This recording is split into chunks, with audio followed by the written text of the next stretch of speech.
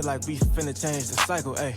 That's more success, you know we thriving, ayy. That's more depression for our rivals, ayy. Could teach a lesson on survival, ayy. You know I'm from the bottom. Welcome back on another beautiful Wednesday. What is good with you, wealthy people? It's your boy, your mans, David Bellard, one half of the Black Wealth Renaissance crew.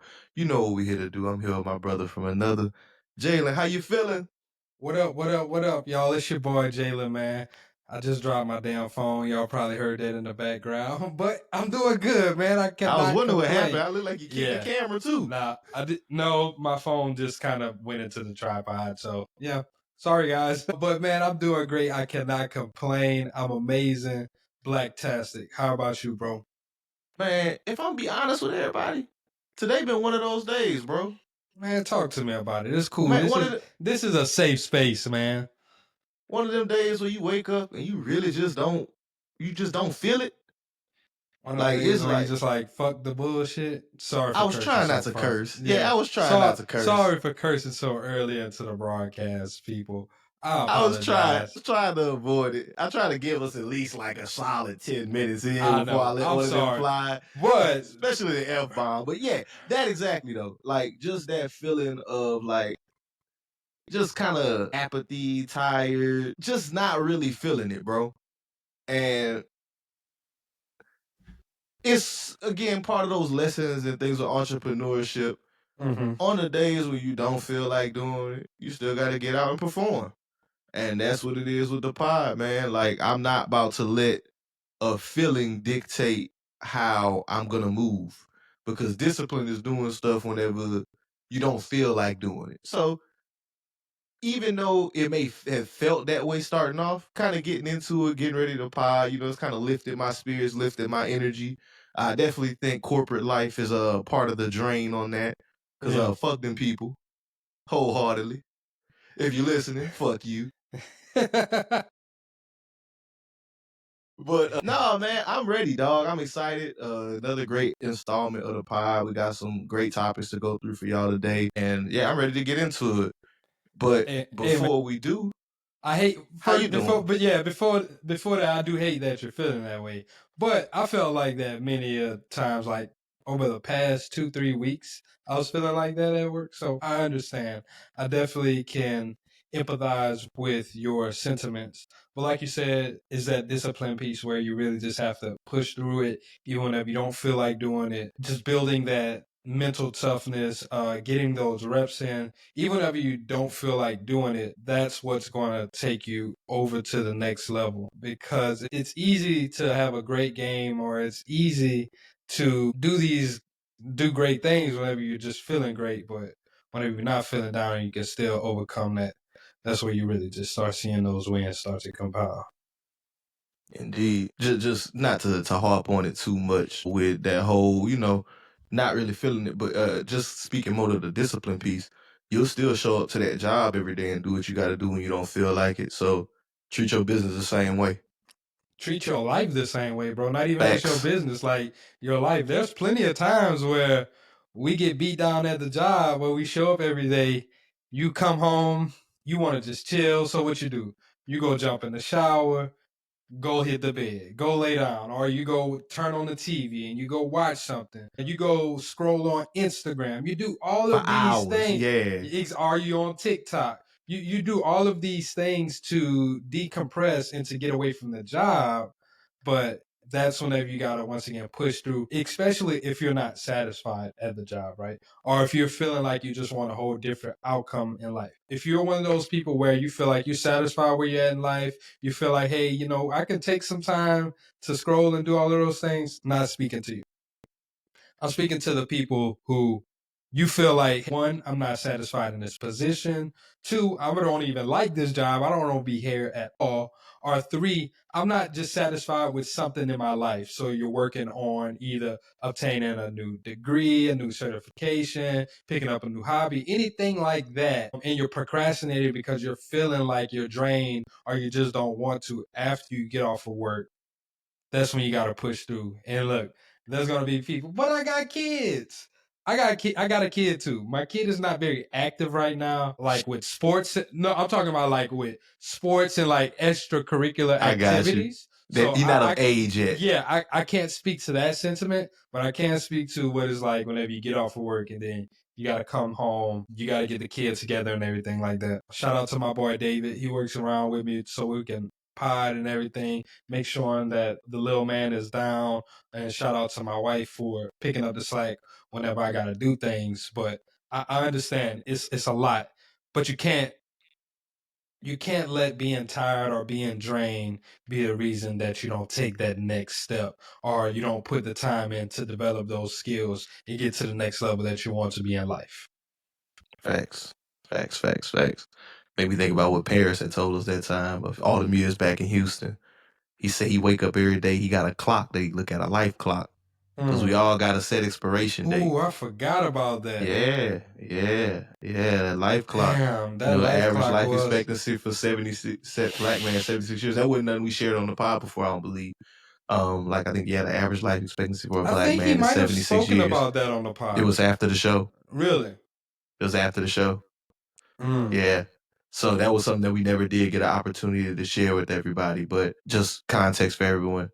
He has a life clock, an app on his phone where every day he logs in and just assuming that he would live to 76 years old, subtracting his current age from it. And every day, he looks at it like, this is how much time I got left. And it just gives you a different sense of urgency. Because some of those times, we talked about it on the pod before, rest is important, but you can't let rest overshadow the work. We all need rest, but don't get too comfortable. I just don't get overzealous in the rest. Yeah. Don't overindulge in the rest.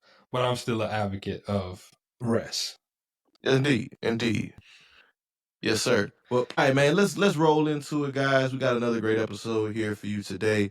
Before we get to the meat and potatoes, we got to ask what we always ask y'all. Make sure y'all leave us that 5-star rating and review. We need it. We need that. Got one on the last episode. Shout out to Omar Ali. Shout out to our guy, Omar. Y'all, yes, sir. If y'all hadn't caught that episode, I highly suggest you go back and listen to it. Very influential entrepreneur out there in Atlanta, doing really big things in the real estate and in the bridging business and politics space for Black entrepreneurs. So definitely a good listen. And yeah, that was just a great one. Glad that you enjoyed it. I don't have the review pulled up to shout out the particular person, but you know who you are. We love you for tuning in, tapping in, and leaving that rating and review. So y'all do that for us. Now, Jalen, before we get into it, I think you had something that you wanted to share before we get to today's main topic, right? Yes, sir. So I got a little clip I wanted to play, man.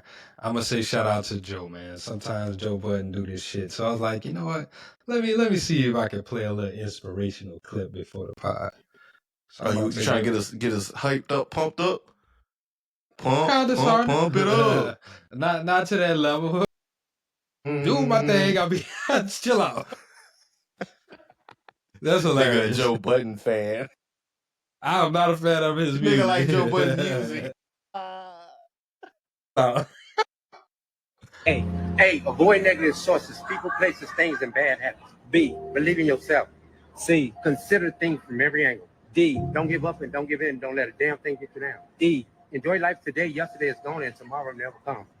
F, family and friends are hidden treasures. Talk to them and enjoy their riches. G, give more than you plan to give each day. H, hang on to your dream. I, ignore the bullshit. J, just do it.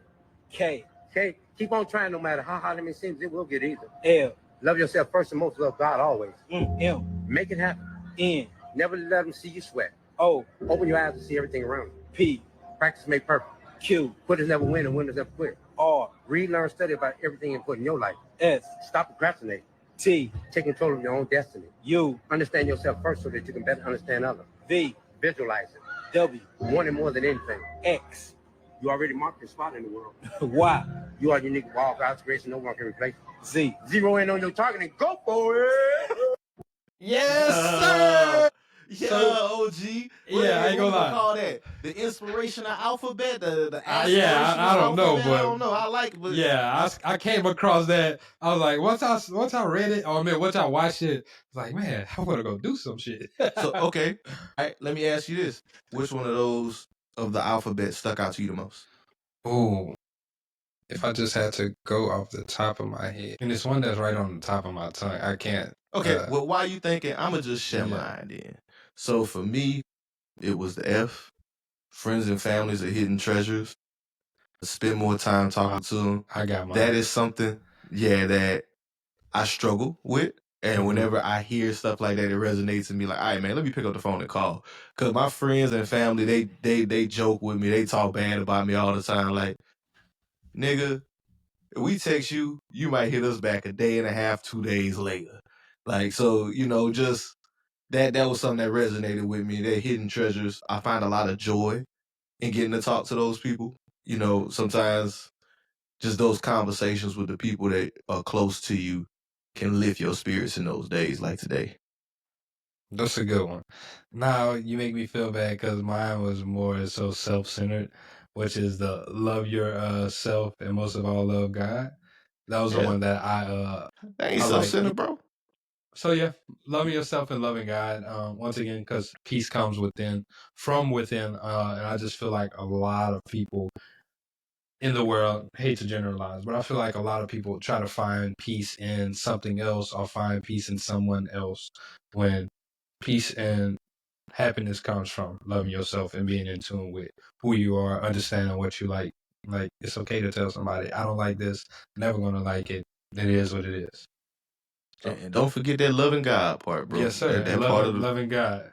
being in tune with the Creator. That's Yeah, always a yes, sir. Like, even the creator part, right? Because Tanae sent me something this morning. She actually sent me a scripture. I'll read it out. But it was just like, don't worry about anything. Instead, pray about everything. Tell God what you need and thank Him for all He has done. Then you will experience God's peace, which exceeds anything we can understand. His peace will guard your heart and minds as well as live in Christ Jesus. And because it was just, I was talking to her about some stuff yesterday, and like, I don't know if I should schedule my test for my CompTIA this month or not. And sometimes, like you say, you just gotta be, not sometimes, all the time, you need to be in tune with the Creator, and just know that faith over fear will get you through it. yes, sir. Yes, sir. Yeah. And like that old folks saying always go, if you're gonna worry, why pray? And if you pray, why you worry? You're right. You're right. Yes, Yes, sir. indeed. Man, let's get into it, dog. What we Okay. got cooking up for today, man? So, man, the big topic that I want to discuss today, and I think is very key with the economic times and uncertainty that we living around right now, and that is the conversation about having respect for money, and more importantly, how is it dangerous to lose that respect for money? Because a lot of times, whenever we think about money, we think about what it can get us and not what it is. All right. Because money is just a tool at the Yeah. end of the day. It's just a tool to exchange value. And if our relationship with that tool isn't healthy, it can show up in different ways in our lives and present negatively and have negative effects on our lives. So that's really what I wanted to get into today with us. And this is not like talking about it from like a fear or a scarcity standpoint, but just understanding that it's a tool. It ain't a toy. Like, it's not some plaything. It's not just something that's for play. It's not all just about you having fun and a good time. It is something that is used to secure your financial future. So just kind of putting it, like defining what does it mean to have respect for money, right? That means you know how to earn money. You know how to keep money. You know how to take that money you've earned and kept and put it places to make it grow. You recognize that money is the power to create choices, protect your freedom, and build your legacy. And it helps you avoid reckless, ego-driven activities. And self-sabotaging things that like deter you from your long-term goals. Because we joke about it, we played about it a few times on the pod. People will say $5 coffee in keeping you broke. It's not necessarily keeping you broke, but these are certain things. Everything has an opportunity cost. If you're spending $50 a day on frivolous things, what is that $50 a day costing you? Okay, pause before you go even further. You just said a lot of great things that I kind of want to take it back. So one of the first things is I like how you just kind of opened up what the having respect for money means, right? Knowing how to earn it, keep it, and grow it, recognizing its power to create that choice, the freedom, and everything. The things that you were going into about how the $5 coffees and everything, those are your habits, which is formed by your relationship with the money, right? You're talking about, hey, the $5 coffee isn't what's keeping you down, but let's take a deeper dive, right? Is this just because one is convenient, or is this like an impulse? What is the actual root of you buying coffee every day away from home? And then what happens? Are you using spending as like a coping mechanism? Because sometimes that's also what happens, right? We use spending as a coping mechanism. We have a bad day at work, and then I see the memes of people every time like, I'm just gonna buy some shit. Like, I'm just gonna go do retail therapy. Mm-hmm. And that's good whenever you mention it, using it to cope, because that's another way that it presents, especially like in disadvantaged communities. A lot of times, we don't have a lot, and a lot of times when your money, because we done been there before, where your money, you got more month than money. So you feel like you working hard all the time and you not reaping no benefits or rewards from it. So fuck it, why not reward myself? Why not do that? But that instant gratification in the short term robs you of shit and creates more problems in the long term. And that was the last point that you brought up at the beginning, was the avoiding the reckless and ego-driven spending, right? Because it can sabotage your long-term goals. Like you just said, this $50 a day. What does that calculate to if you did it over the course of a full year, 365 days? Let's see. Handy dandy calculator. 50 times 365. That's $18,250 in a year. That's your down payment right there. That's crazy. That's crazy. And then once again, the opportunity cost that you brought up, right? What if that was put into just a high yield savings account? Or what if that was put into a market account where you're investing in the S&P 500, right? And you're getting 8% return. What does that then look like? Yeah, definitely. Like it's an easy and slippery slope that you can fall down. So let's get into it, right? Like, how does that show up? How does losing respect for money show up, and how does it appear? Because we're kind of starting to allude to it and just want to get into it, right? So one of the biggest ways that we see it is with lifestyle creep. Oh, that's a topic that we've talked about a lot of times on the podcast. Just because you make more money does not mean you need to spend more money.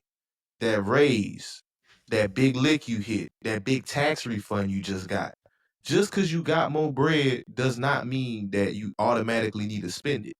You need to think strategically about it. I'm not saying you can't spend any of it. You need to be strategic about how you're going to do this, because, again, having respect for money is doing what? Earning it, keeping it, and growing it. If you just spend it and all, you're not showing it the proper respect, and it's going to run away from you whenever you really need it. I think that's a really good point. Hold on, before you pass lifestyle creep, because I want to throw this in, right? A lot of the times whenever we think more money means it's going to solve my problems, right? Like, the reason why I'm not able to get ahead is because I'm making 30,000, or I'm gonna say middle. I'm making 50,000, right? I'm making $50,000 a year. That's the reason why I'm not able to get ahead. When in actuality, Yahoo Finance just put out an article the other day on May 23rd. Actually, this is from last year, May 23rd, 2024, but still holds true till today. The number might fluctuate a little bit. Over 1/3 of Americans earning $200,000 more are living paycheck to paycheck. Crazy work. Half the people earning over $100K living paycheck to paycheck. So, like, what does that mean?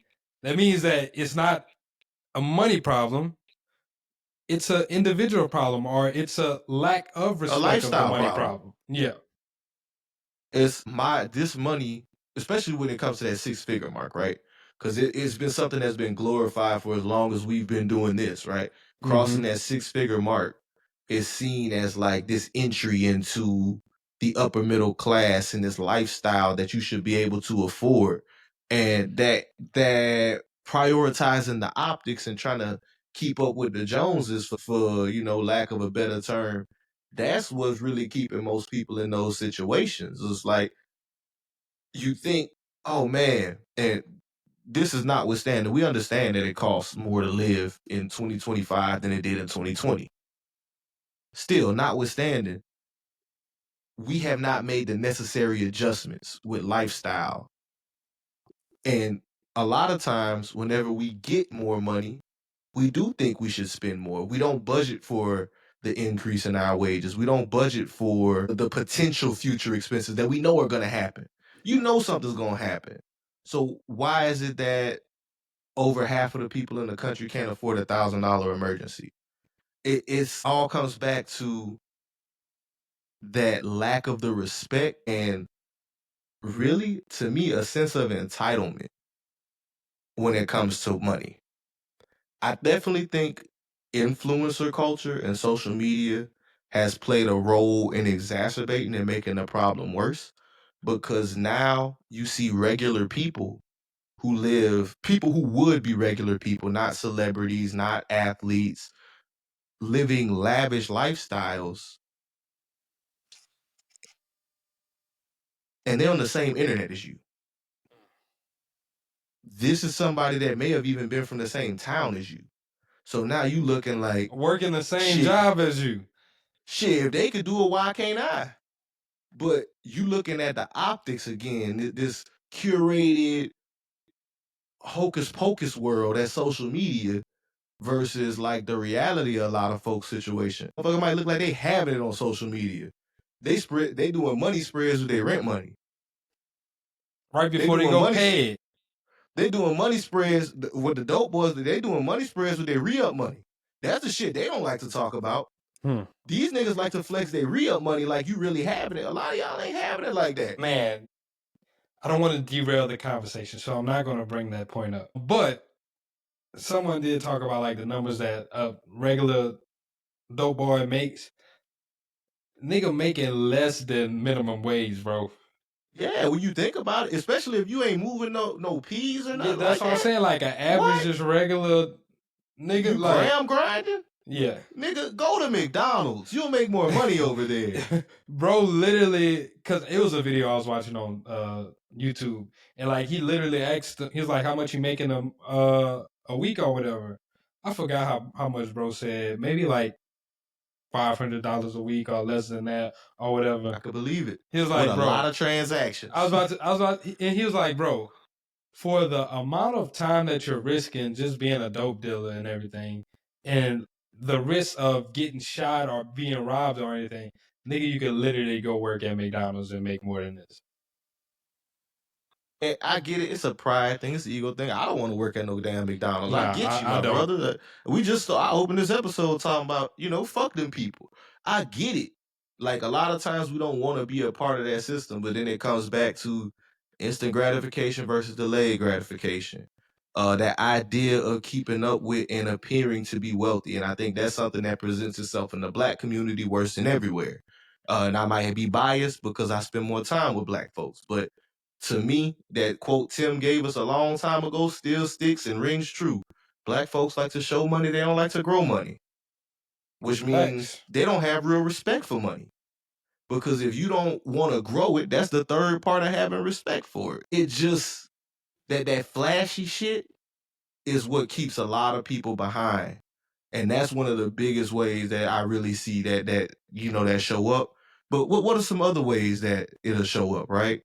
So we kind of you got it. Yeah, I got it. So number two would be like financial avoidance and irresponsibility, right? You're ignoring your budget. One, you're not doing a budget, or you might have started a budget, then you stop doing it. Skipping saving, missing Never do bills. that.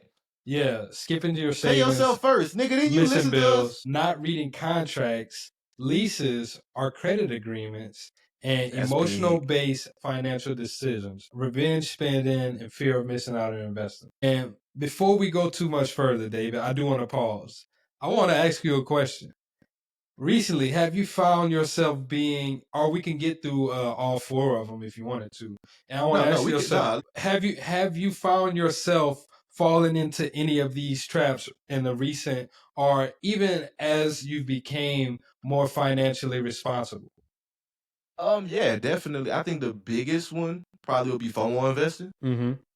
As I became more financially responsible and I was more of a novice investor. I'm not no pro stock trader. I am not a wealthy nigga that trades for a living. So don't take my word as law, right? But whenever I very first started to get more active in the markets and I gained that respect and discipline to put money off aside, I started chasing plays. I was involved in some Discord groups and, signal chats, and I might have missed a signal, but here I am trying to run and catch it on the back end. That type of activity cost me a lot of money. I'll say it like that, just because I really, really, really wanted to, I just wanted to be a part of it. And if I say anything else, probably this is just a recent situation. I don't really blame myself for it all the way, but I still do blame myself for it. With my car, I thought that shit was done. Mm-hmm. It is not done. Damn. It is not done. No, it's not. Insurance company dropped the ball, and they didn't make the payments that they were supposed to make. So I technically missed bills behind that shit. Now I got that on my credit report. And Damn. yeah. So that's a situation I'm currently working through resolving. Yeah. So like, just even though Does that I also probably fall in could- like reading contracts and shit too? I guess it does, bro, because realistically, like, I should have just kept making the payments even though I thought things were good. That situation has been a whole clusterfuck. My insurance company dropped the ball from the beginning, and it's led to way more problems than I thought it would be for a simple total loss claim. Coming from a claims adjuster, I thought I'd be done in a month. Here we are 6 months later, still dealing with it, right? But That's crazy. yeah. They're terrible adjusters, by the way. Yeah, I wanna fight a lot of people right now, but it is what it is, But yeah, it still shows up. To illustrate and drive home that point, it does still show up even whenever you're on your financial literacy journey or further along. Because like, by a lot of the standard measures, I'm good with money. I save my money, I invest money, I pay down debt. I'm not debt free, but I'm on a consistent regimen of paying down debt. I'm doing a lot of the right things. It's just sometimes you got those blind spots. It goes to show that even though we're a part of this, and we always tell you we're teaching as we go. It's a never stop journey, never ending journey when it comes to this financial literacy thing. What about you? Do you see any of these showing up? Yeah, just off of the first two that we've definitely talked about for sure. I'm gonna be honest with you. Sometimes I don't always stick to my budget, or like I don't always do my monthly budget. So then I gotta go back, and once you actually, the thing that I like about budget is it makes you very conscious. So like whenever you're actively doing it, keeping track of it, you're like, damn, okay, this is how much money. But the minute you might be like, oh man, I'm gonna get to it next Sunday. I'm gonna do it Sunday after next or whatever. But you don't follow it. That's whenever you really start to see that discipline aspect come into place. Because sometimes you just do bank account accounting where you're like, you know what, I got it, this or whatever. So that's one of the things that I've definitely struggled with. Let's see. emotional-based financial decisions. I used to do that, but I haven't really been doing that as much. But I've just been investing at a very minimum as of late. I haven't been investing as aggressively as I would like to, but I haven't done the financial. But I know whenever NFTs were hot, I was doing a lot of those things, right? And I was chasing plays, trying to 10x and everything like that. So the reason why I ask that is just to show the audience that yes, it happens, right? It comes up, but that's why it's called changing your lifestyle. It's called discipline, because you work at it every day, right? You don't get this perfect. You don't become perfect. I'm pretty sure even some of the most wealthiest people still have terrible habits that they have to work on. Indeed. And just on a tip with that budgeting thing, I don't know if you still do the manual spreadsheet thing. I was doing that. Yeah, I was doing that for a while, and then I just really had to start like doing a cost benefit analysis when it came to my time. If I'm being honest, like, yes, it hits different whenever you have to manually enter every transaction, but man, that shit takes too much time. I'll be honest. That shit takes too much time, man. Go download a fucking app or something, bro. Stop bullshit. Get an app. I use Monarch Money. That shit's cool. It puts it on charts. You can set your budget in there. You can see what category. Every now and again, you got to go back and recategorize some transactions, but it's a lot more efficient for time. Don't go download it. Don't go download it. Okay, send me the I'm link. send you a referral. Send me the link. Yeah. Send me the link, and man. Guess what? We both get paid? Yeah, I don't know. I don't know. Well, if you get paid, if I'm I cool get some with bread, that. I'll shoot you some of it. You know what I'm saying? Cool. Hopefully they just give us a free month or two of subscription. But hey, if y'all want to download the app, we're gonna put that in the show notes for y'all. Because I'm telling y'all, like, I love the spreadsheet thing. That was something that we were really big on whenever we were first coming out into the space. It was a tool that we like to reference and use. But when it comes to time, if you don't have the time, like a person like myself, I work on average 60 plus hours a week. So yeah, you just don't. I don't got the time. I don't really got the time. And I'm doing business on the side outside of work. So yeah. So that'll be in the show notes for y'all. But moving forward, man, other ways that, like, you know, losing respect for money shows up. That's something that we've kind of already referenced. That entitlement, man. You entitled to think that the world owe you something, and you're not a good steward with your money. You value instant gratification. You say shit like, I work hard, so I deserve this, and you ignore your bigger goals. You're not prepared for emergencies at all, and you can't afford $1,000 emergency. If you can't afford to pull $1,000 out without going to credit, that's some time to reevaluate. Like that really means you need to reevaluate your stewardship over your finances, because that lesson that we talked about from Richest Man in Babylon a couple weeks ago, paying yourself first, that'll eschew a lot of those problems. If you move the money before you do anything else, and you operate like you got 20% less money than you already had, you'll be much better off. Much better off. So if you just transfer before you even see it, like have something set up with like your bank or your job where you can just transfer it directly to another account, one of the best ways for you to get into the habit of paying yourself first is treating it like a bill. And I want to have a whole nother little aspect and point of this. It also shows up in business, right? Whenever you feel entitled to people's money in business, you see stuff like what we see with a lot of Black-owned restaurants. And I love my people, but y'all niggas be price gouging. Shit.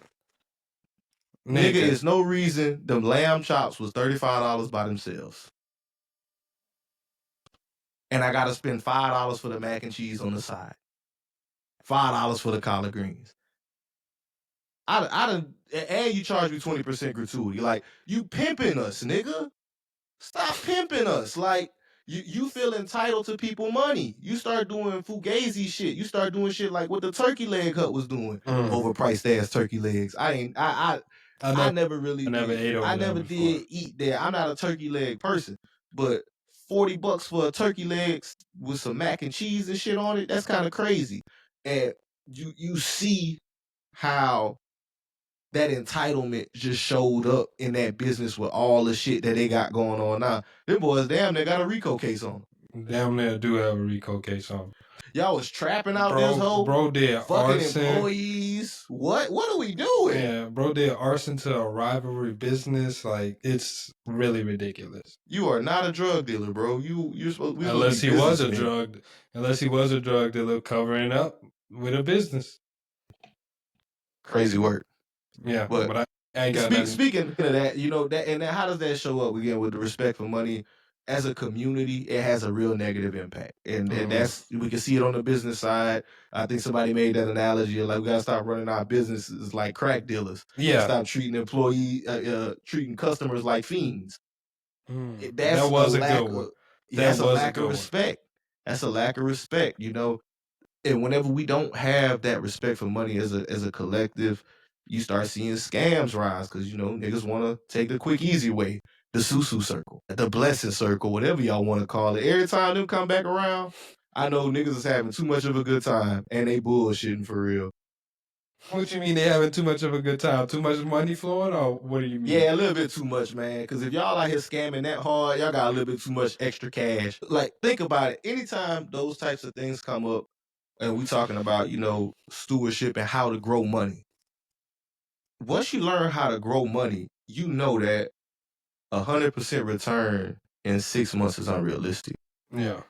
In most instances. Like, there are very select cases where it can happen. But if the promise is, oh, you can get your money back times 8, all you gotta do is get 8 people. Guaranteed. That's not a guarantee. That's not a guarantee. You have to go convince 8 other people to believe the same thing you just believe. That's a scam. Yeah, big scam. Big scam. But whenever you don't have respect for money and really acknowledge how it grows, if you study the market historically, 8% return in a year is great. Now, this last decade, even if you study business, like, right, average return through the year is 20 to 30%. So it's like, you gotta look at it and average be like, profit, not a return. I know what you meant. But like, you look at it and you're like, if they're telling me I can 3 or 4x my money in the span of 60 days, is that really realistic? Like, nah, it's not. It's not. And whenever these types of scams rise, really all that do is contribute to it worsening the economic problems, because somebody gonna get left holding the bag, and it's gonna put a bad taste in somebody's mouth about investing, which in turn leads to the wealth gap widening. Because niggas, let's be honest, we ain't got time to not be investing. I tell people this shit all the time. Like, I was out and about in Dallas. I was talking to a young lady, and she works for an investment firm. So I asked her, like, do you invest for yourself? And she's like, no. Do you have a 401k? No. Like, so what are we doing? She didn't even have the 401k set up? No, like, what are we doing? Like, you're over here executing trades and helping people build wealth, but you're not actively participating in it. Like, we have to participate. And that's something that's a hill I'm gonna stand on, like, as a community. If you're somebody listening to this podcast, like, let us know if it's something that you want us to do. I could show you basically, like, in a few minutes how you could get started. I don't need you to be an expert. I just need you to get started. Honestly, even with it, like, once you join a brokerage, like, you can call the people who can, financial advisors, you can call financial advisors and they can give you advice. Once you're a part of the brokerage, like, they're there. You can call them, you can ask them, hey, you know, what are the markets doing right now? This is what I would like to achieve in life. And they can give you, like, financial advice. That's what they're there for, right? So you have that access. You just have to tell them what you want, your risk appetite and everything. Or if you want to educate yourself and pick your own stuff, like, that's another thing. But it's not as complicated as you think it is. Facts. Big facts. And I just really want to stress, like, we can't afford to, as a community, not to do this. Like, as a community, we absolutely must partake and participate in equity markets. all the progress that our predecessors, our grandmas and grandpas and all these people in front of us that made, it's really like a slap in the face to them if we're not taking what the platform they built and building more on top of it. We already saw, we talked about this before, like the generation that was the ones that had to do 401ks first, they got fucked. Point blank period. That's what happened. They got shafted, no grease. We got to see it. So why would you let the same thing happen? That's disrespecting them. Okay. They learned it the Time hard out. way. Pause. Okay, all right. So I just heard you say, they got shafted the hard way. Then other people That's be why you like, said well, pause. no, not even pause. Like, pause on that. But like, right, their children could say, hey, my mom did this 401k shit. It didn't fucking work. So why the fuck am I going to go do it? Why not do it? And why didn't your mama's work? That's the better question to me. Did they sell at the bottom of the market when they really didn't need to? Because let's be honest, that's what happens to a lot of people. Now, again, I can't speak to the people that are retired, but okay, let's just think about the market today, right? When everything was going south, when the market entered a correction territory because of the economic uncertainty about tariffs, about a trade war, if they sold at the beginning of that, they'd have been down 20% from where we are today. Just a little bit of patience. It really wasn't that long. It's like, what, a month and a half, 2 months? Yeah. But emotionally driven financial decisions create those types of problems. I seen a clip one time, was a dude talking about everybody's talking about time in the market and all this stuff. Shut the fuck up. It doesn't matter. It's like, bro, you need to shut the fuck up. Because if you really study this stuff and you really look at it, historically speaking, nigga, you're going to win. Like, if you sat down, put some money in here consistently for 5 years and invested in legitimate companies, you don't even have to invest in a company. Go invest in VOO, VTI, ETF, SPY, any one of them, right? 5 years consistent, same dollar average, your money's gonna be worth more than it was. And it's gonna be worth more than likely whatever inflation was during that time period. So I don't like that as an excuse, honestly. I think that's emotionally driven decisions. That's the same thing as like your cousin or uncle that failed as a real estate investor, had bad tenants as a landlord, and said, man, don't do real estate investing. But how many successful people we know that did real estate investing? It's like, who you taking your advice from, Facts, the person who did it or the person who didn't achieve? Nah, I agree with you on that, but I'm pretty sure there's people out there who's going to be like, hey, my mom was the person that got shafted and they were the test dummy, so I don't believe in that shit because I ain't see it work. And then I just feel like that's a generational curse that's passed down that we do have to break. If you don't want to invest in a 401k, do it yourself. Get a regular brokerage account. Get a Roth IRA. Get a Roth 401k. You can have access to these vehicles on your own without having a fiduciary or financial intermediary in between. We live in the age of technology. You can literally start investing on your phone while listening to this podcast. You can do that by using M1. We'll put a link in the show notes. I'm glad you said. I made a TikTok video about that. About M1? Yeah, how you can get started on M1. It's like 2 minutes long. Bet, we're going to have to drop that. Yeah, I'll put it in the show notes for y'all. I can literally show you how to get started, everything you need to do. 2 minutes. Bet. All right, let's keep on trucking along. There was one thing that I want to say. Having a respect for money isn't worshiping it, right? It's Facts. honoring the responsibility that comes with managing it. And I think that is a key difference too, is having a respect versus worshiping or the love of money. Once again, just understanding how it's a tool, how it can get you from point A to point B, and having the respect for it doesn't mean that you're in love with it, and doesn't mean that you're going to allow it to dictate your life. Talk to him, killer. Because like if you don't master your money, then money will be the master of your life. We see it all the time. Lottery winners, pro athletes. They get a bunch of money with no skill set to management, and then they go broke shortly thereafter because they never took the time to actually master the skill of respecting money.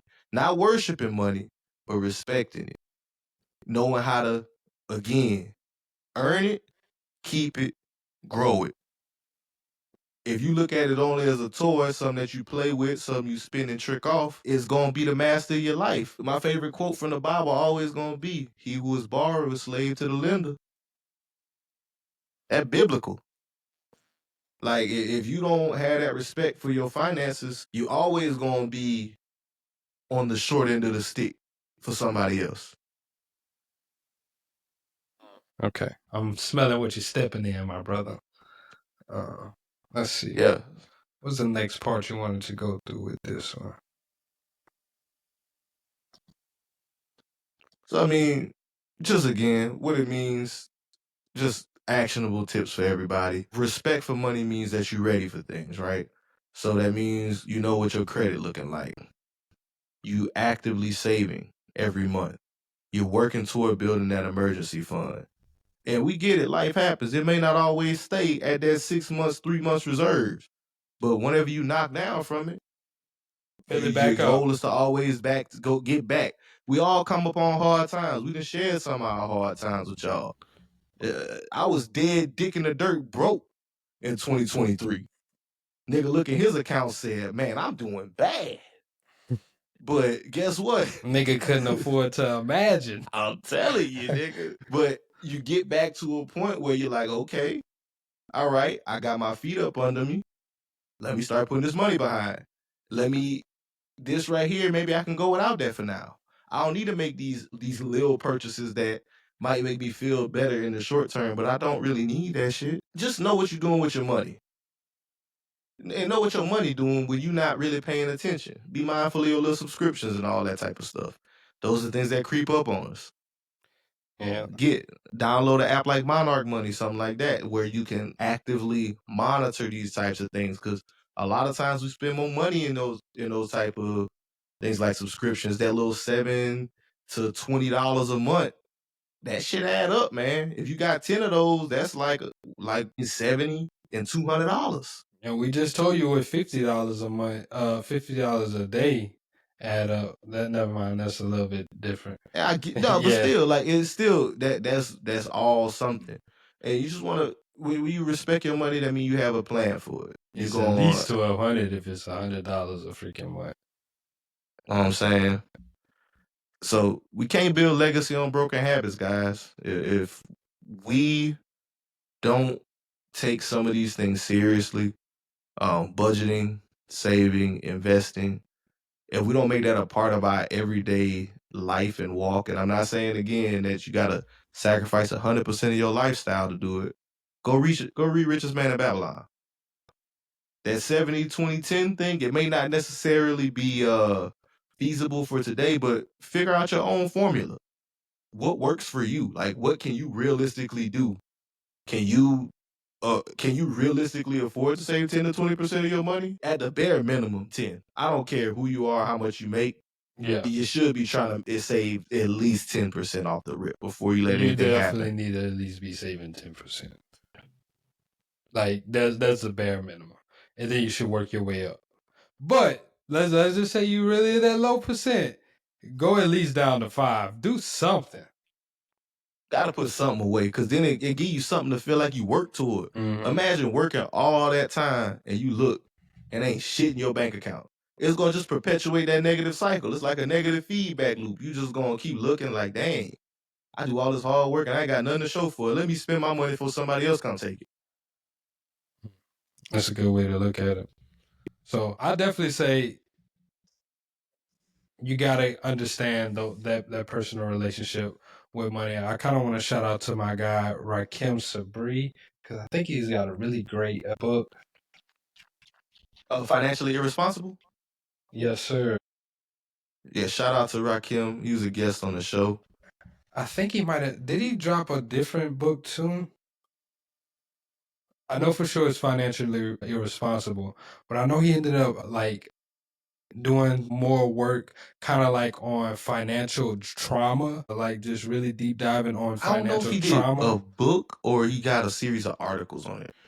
Okay, it might be the series of articles though. I'll find it if you want to read about like just how financial trauma can affect you and how it could keep you from getting to your goals, or how it can affect your relationship with money, and one of the reasons why you might be stuck in that negative feedback loop. I definitely say check that out about our brother Rakim Sabri, man. Definitely. And one more little action step to piece of advice, bringing it back to how we started with the episode. The thing I said, your friends and family are your treasures, right? With those treasures, you need to be making sure you're having these types of conversations with those people. Let's not make money a taboo subject in our community. It's not pocket watching. It's not hating. It's not none of that. It's life. We all have struggles. We all have things that we deal with. And the more we're able to be transparent about those things, I think the better each and every one of us in the community will be. Like, I'm glad you just brought that up, right? Because sometimes we might know that one aunt or that one uncle who's really paid and well off, and you just don't know what they do. You never really speak to them about that, right? So today I'm at Walmart speaking to one of the ladies. Her name is Miss Brenda. She just got back from her nephew's graduation. He graduated mechanical engineering, right? And she was like, they're talking at dinner, and he said something about he had a contact with NASA. And she said her son looked at her and was like, do you know your aunt right here is like actually a head engineer at NASA? She did something with going to Japan or whatever. So like just having those small conversations with your people and understanding, like, if you see that they are doing better, right? Don't be afraid to be like, how'd you get that? What did you do, right? Because there are trails. There's trails you can see. Sometimes people are like, Success leaves clues. yeah, and sometimes it kind of goes back up to what we were talking about, right? Sometimes people are just flexing, trying to keep up with the Joneses, but you can tell whenever people like genuinely have it and they have that respect for money, and you can see that, oh, this person talk about savings, or this I've heard this person talk about investing or anything like that, right? Don't be afraid to ask them to show you more. Like you said, don't be afraid to have these conversations at the dinner table or for the holidays. Don't be afraid to invite those type of conversations within your community. How can maybe you see your one homeboy is really good with money, like, what's your saving method, or what you doing to get to this like that? Indeed. But guys, manage your Also, money. say no to flex pressure, man. If you do have those friends that want to go out, get the section, do all of these things all the damn time, sometimes, how my boy Cat Williams said, you got to tell them no. You These got niggas to be tell them wanting to no. party, and you You got to tell them no. These You niggas be gots to wanting to tell 'em no. flex, and you've got to tell them no. Yeah, so Yeah, real talk. if It's you're okay to around say people, no. yeah. It's okay to act your wage. It's okay to have goals. It's cool to have goals, bro. Fucking with that. I'll leave that at that. You got any other parts that you wanted to talk about for this one? Nah, man, I think that's it. I just, losing respect for your money is gonna cost you in the future. That's For sure. the real thing I wanna hammer home with that part of the topic. But we can move on. Okay, so next topic, man. What's the next thing we getting into with them, Killer? So I'm about to just play this clip, man. You ain't gonna give us no exposition, no nothing, nigga. Damn. You gonna listen to it, and then we're gonna get some exposition. Me after I come from 19 Keys the other day saying black excellence is the scam that replaced black power. He said, what's wrong with black excellence? I guess to some that might be a controversial statement because we've been so deeply indoctrinated into the idea of black exceptionalism that we think one athlete, one actor, one president, one rapper represents meaningful progress for black people as a whole. But the studies show that black median wealth will reach zero by the year 2053 if the current trends continue. Millions of us live in prison slave camps making lids for Starbucks cups for like 50 cents a day. The hood is as fucked up as it's ever been. But we got more millionaires than ever before. That shit is a scam. I think that's also the reason why we don't unify or strike and weaponize our labor in any of the industries that we dominate. The NBA, the NFL, the music industry, because so rarely is one of us more than one step removed from poverty, so nobody's willing to risk it. We know we're being exploited by streaming. We make up all the labor and none of the ownership of the sports teams. Shit, I'm just thinking out loud. I'm not saying we shouldn't strive for excellence as a people or as individuals, but we cannot make the mistake of confusing one of us getting out the hood with the progress of the group. We also have to look at the success of individuals that's achieved to the detriment of the masses. We be celebrating shit just because a nigga got some money. It don't matter who the fuck had to die. Like if niggas run around making a bag off the prison industrial complex, are we cheering that shit on? My homie reached out to me after I reposted. Okay, so context, right? That was Vic Mensa talking about Black wealth basically being a scam. Oh, I'm sorry. How does that make you Black feel, Jalen? excellence being a scam. Part of it, I feel like, I don't think the black excellence thing is a scam. I do understand where they're saying it's more so symbolic than it is achieving actual progress, right? So I'm not going to say it made me feel wrong or anything. It definitely kind of opened up my thought process in general. It's just like, you know, why do we just highlight this one person doing so well? Or like he said, right? Sometimes you're highlighting this person who is causing detriment to the community. And I'll speak about Diddy for example, right? Right now he's actually going through his trial, but whenever Diddy achieved like billionaire status, a lot of people championed him. Or let's talk about Jay-Z or anybody that achieved these. Don't say a lot of people, nigga, us. Yeah, us Black Author Science on the page. We champion them, right? But how was Diddy making some of his money? By selling liquor to black folks, right? Making it look cool. The Ciroc boys exploiting his artists. Exploiting his artists, right? Doing all of these other things. There was lingerings about his violence and all these other things before that, but people didn't care. Even just some of the things that's being pumped into the hood by some of these artists that we made big up, right? I know we talked about like Lil Baby on the page buying these things, or all these other people, like these investment things that we big them up for doing these things, but at the end of the day, what are some of the other things that's happening, right? Like I think whenever Lil Durk was trying to buy O Block, that was a big story. People wanted to post that about him trying to buy O Block, but how many bodies did he catch in that neighborhood? How much turmoil and violence was put through that neighborhood by him and his posse? So I hear that. I do have mixed feelings when it comes to what was said in there. I have no problem with highlighting black wealth. I think we should continue to do it. I think that realistically speaking, I want everybody to be wealthy, but that's not a reality. There's always going to be rich and poor. Again, that's biblical. This has been since the beginning of time. It's always going to be this way. But I do want to speak to the idea of black excellence replacing black power. And I think it's just because niggas got more money. Black power movement was a direct result of poverty, like extreme poverty. I was talking with it by my dad, talking to my dad about this one time. He's like, bro, in the 80s, it was like 3 years I couldn't find work. Nigga, the reason he know his social security number and all that shit is because he remember it from filling out so many job applications. Damn, that's really? What he told me. He said for like 3 years, doing like stagflation. Ask a lot of niggas in the 80s how hard it was for them to find work. Like a lot of the older dudes in the 80s, the early 80s, how hard it was to find work. Whenever people started having work and making money and all that black power shit kind of went out the window. Niggas wasn't struggling like they used to. Damn, what them niggas was doing for them times, man? While he was filling out these jobs, like what was he doing? Well, my dad went on crack, but a lot of niggas was on crack. Damn.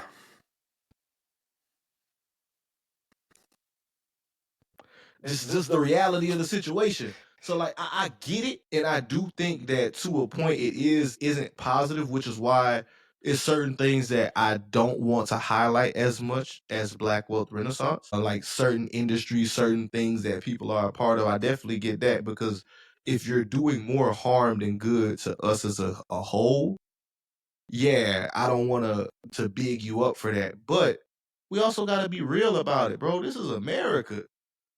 Come on, bro. Like all that, yeah. We want the radical revolutionary stuff, but realistically, that shit been out the window for a minute. The radical revolutionary now is getting the bag and then trying to use that bag to invest in your community. That's what's radical and revolutionary, in my opinion.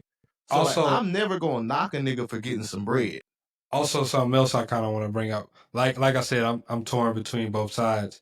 The other side is like the business people that actually built businesses, right? The black billionaires like a Robert F. Smith, right? How many people is he actually employing though, right? And I'm pretty sure his staff is diverse, but he's still giving black people a chance. I'm pretty sure there's some type of opportunity where they could have possibly invested in the early days, get some equity or something like that. Or even just the fact that if this man's a billionaire, how many millionaires did he create? Or how many thousandaires did he create through his company just by giving them the opportunity to work there and not have to go through other means of like employment or anything like that, right? Like whenever someone does reach that level, I know we talked about there's not trickle down, but there is. If you're creating jobs, if you're doing all of these things, somewhere this money is also going to other people. You passing the ladder back down. Yeah. Like you reach these levels, and to do so, you pass the ladder back down. So like, I'm not gonna say black excellence is a scam, but I do think that there are problems with the way that we as a community highlight black excellence. I just think that's more so the issue. And the term hashtag black excellence, yeah, that is our black power in a sense. So I do agree with that in that sentiment. We do look at it as people who have a seat at the table. Those are our leaders. Those are the people we champion. So I definitely get it, and those people aren't the same, right? That's like comparing a Jay-Z to a Muhammad Ali, right? I've been seeing a lot of Muhammad Ali old clips lately. Really? Yeah, I don't know. Maybe it's algorithm stuff, but like, this man Muhammad Ali will get up there and talk about these white folks like dogs in front of their ass. You're right. Just like, definitely why call would I him go fight a blue. yeah, like in their face, Whereas now the same people that we champion as like, leaders of the culture, they're looking for a seat at the table. They're working with these people. There is a financial incentive for them to do so. So like, I get it, but at the same time, I'm not knocking no black man for getting paid. I only really have a problem whenever you're getting paid is a direct result, or the direct result of you getting paid is worsening black people. Like, I hate scammer niggas. That's my beef. Fuck you scamming ass niggas. I definitely do hate them niggas. Like, y'all are a cancer in the community. Y'all over here really trying to sell people dreams and take their little bag and take their little bread to make your life better. Fuck y'all. I was gonna ask, how you felt whenever he talked about the difference between having so many millionaires and then the hood is still as fucked up or more fucked up than it's ever been. But you kind of talked about it saying that, it's America, but also whenever you're getting to this bag, you should reinvest into your community. Because once again, I do think that there are figures and there are people that you can say is black excellent that doesn't get highlighted to the level of a celebrity, that are reinvesting into their communities, that are making positive impact, positive change. And I would call that black excellence. The part that I will say is the symbolism, right? I don't know if you saw, speaking of symbolism, quick segue. I don't know if you saw that crazy damn statue that was in Times Square. It's like a 12-foot black lady. Yeah, I'm like, what pudgy, the hell? looks. Hey, come on, man. Don't do sis. I'm a big bone brother myself. You know what I'm saying? I'm not trying to do her. But it was just like, what was the point of this? Symbolism. No, I'm with you on that shit. I'm not for it. That was a huge topic of conversation. I did see that on the internet. A lot of people took issue with her appearance. They're like, somebody said they made y'all the face of obesity. crazy. This just made me think about, you remember when CNN, like during the pandemic, they made that random dude the face of unemployment? No, I don't remember. Bro, you don't remember that? All I That was remember the from the funniest pandemic in the thing. news is that damn molecule where it's red and purple. With the big with the crowns and everything. Yeah, everything coming out. No, that's but all bro, I remember from the news, bro. Bro, no. This was like during the time, like unemployment had reached a peak during the pandemic. These CNN took a random nigga on Twitter's profile picture and had it on the story on the news, bro. Really? They made this nigga the face of unemployment. Random nigga, bro. Had nothing to do with this shit. Was he like updating tweets and everything like every week or something? It was so funny. Or was it just like one tweet or they just took his picture? That nigga see the story. It was like, yo, what the fuck? Hey, CNN, take this shit down. You gotta find. Nobody said y'all can use my picture, nigga. Bro, that's what you just said that about that statue. It made me think about that. That shit was so funny, but it's so messed up. It was a black dude too. They made a black dude the face of unemployment. Of course they did. That's what made me think. Of course, you saying that about a black woman, but I bring it back, right? Yeah, symbolism. Nah, we looking for substance. We looking for actual economic change. That's why, again, with this platform, what we want to do is talk about the principles of building wealth and the principles of maintaining and growing. We're going to continue to do things like what we did with last week's episode and bring in some phenomenal people who've done amazing things. But we're also going to keep doing this for you guys, where we give you actionable and real stuff, right? We share stuff with our real lives. We on the ground. We boots on the ground with it. No lion dance. We ain't no fans and all that shit. We here. We grinding. We building. And we along on that journey with y'all. I just don't want us to look at that clip and something like that where we saying black excellence is a scam and get too woke and start losing the plot. Cause all that aside, right? Vic Mensa a millionaire. Been one for over a decade now.